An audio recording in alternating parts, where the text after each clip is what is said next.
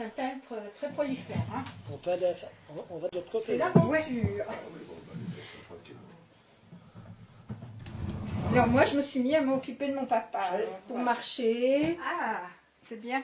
Là, je voulais présenter juste le tableau. C'est sur l'île Jean-Jacques Rousseau à Genève, tout simplement. Ici à Genève, c'est vers la Perle du Lac. Mais je ne sais pas où elles sont. J'ai pas réussi à trouver la petite porte comme ça.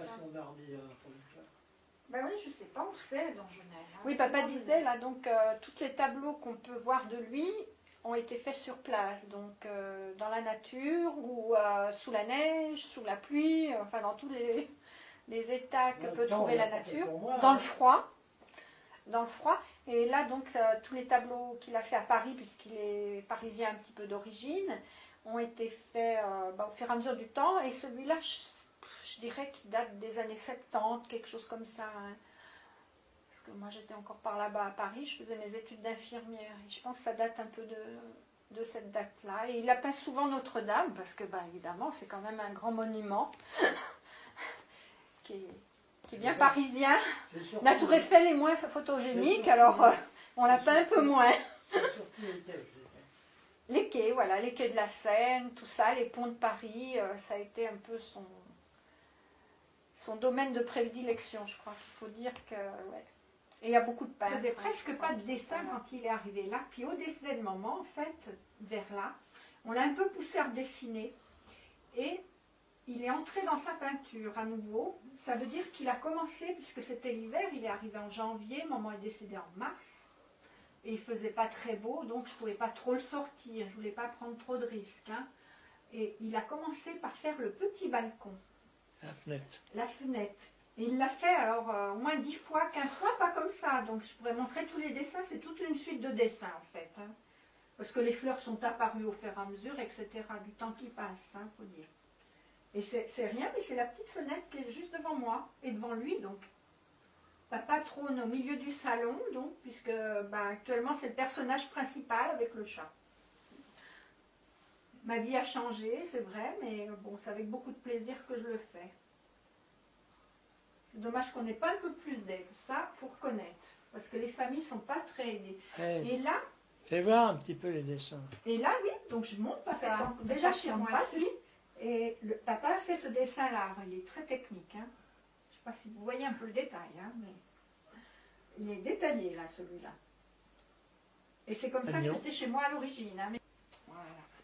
Je me disais que c'était dans la région, mais je savais tout. Et ça, c'est donc des dessins qui sont un peu anciens, hein, qui datent des années... je pense qu'on presque une vingtaine d'années, celui-là, en fait. C'est quand je me suis cassé le bras la première fois, je crois. C'est la première année. Donc j'étais encore à l'hôpital cantonal. C'est la première année que je suis venu à Genève. Ah, la première année que tu es venu, donc. Donc c'est même avant que je me sois cassé. C'est Neufchâtel. Oui, c'est juste. Et ça, c'est effectivement il y a très très longtemps. Ah oui. Parce qu'en fait, ça date des vacances qu'on passait par ici. Donc quand j'étais petite, à Gruyère, je crois. Oui. Ah, sur la place à Gruyère, j'avais dit à ma maman qu'un jour je viendrais habiter là. Comme quoi, l'enfance compte beaucoup. On a beau dire, mais ça compte. On veut toujours trouver des origines. C'est un des rares dessins qui reste, mais il n'est pas signé, je suis désolée, mais c'est la... qui n'a pas été fini. Et ça n'a pas été fini, non, mais c'est quand même la vieille vie. Ça, c'était les fleurs de mon jardin. Puis moi, j'aime bien les couleurs, alors... Ça, c'est un dessin donc, qui a été fait à Seine-Lièvre, le pays où on habitait pendant, on va dire, une vingtaine d'années, 30 ans. Mes parents ont habité là, et maman est décédée là-bas. Donc, il y a un petit cimetière qui est juste à côté. Et en fait, on va dire, entre guillemets, qu'elle voit ça. Actuel. Il a été peint d'après photo. Tous ont été faits sur nature. Ouais. Que ce soit les dessins, les gouaches, Partout, partout. Les tableaux sous la neige, il y en a très peu maintenant, mais... Jamais fait. Ouais. Rien d'après photo. Il refuse, même encore maintenant. Qu'on lui demande de faire des tableaux de bébé ou des choses comme ça, il faut qu'il ait le bébé. Papa, raconte-lui l'histoire du nanou. Lui là? Oui, lui là. Lui là, il a toujours voulu être photographié avec moi. Eh oui. Et puis, c'est un chat qui est venu par hasard dans la vie de mes parents, en fait, quand ils vieillissaient. et il n'a jamais On a griffé perdu ni... un chien. On a perdu un chien et le jour de Noël, le On chat a est été apparu. obligé de faire pitié parce que c'était trop vieux, c'était fini, quoi. Il était très malade. Et puis le chat est apparu. Et Donc le on chat, l'a depuis il 5 est ans, apparu 6 dans ans, ce quelque temps-là. chose comme ça. Et depuis, on l'a. Et maman est décédée, donc hein, en mars. Et qu'est-ce que la première phrase que tu m'as dit, Oh, c'était quoi?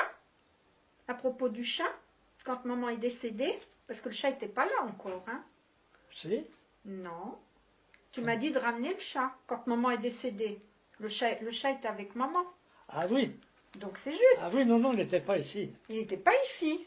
Et la première chose que tu m'as dit, Ramener le chat. voilà, fallait ramener le chat. Et le chat connaît toutes les habitudes de papa. Et le chat, ben, il est resté ici et il s'est habitué. Et c'est un chat sauvage. Ben, c'était un chat sauvage. Ben non, c'est pour ça qu'on parle de l'intégration en Suisse, mais en tout cas il s'est intégré dans l'appartement. C'est peut-être pas spécial à C'est la lui qui Suisse. s'est intégré, c'est lui qui nous a adoptés et qui a accepté de vivre avec nous. Parce que nous, on n'a rien fait pour le retenir. Alors j'ose pas vous dire que ce chat, il est là, comment dire, il connaît toutes ses habitudes. Ah oui. Et ben le chat, il va pas dormir, hein.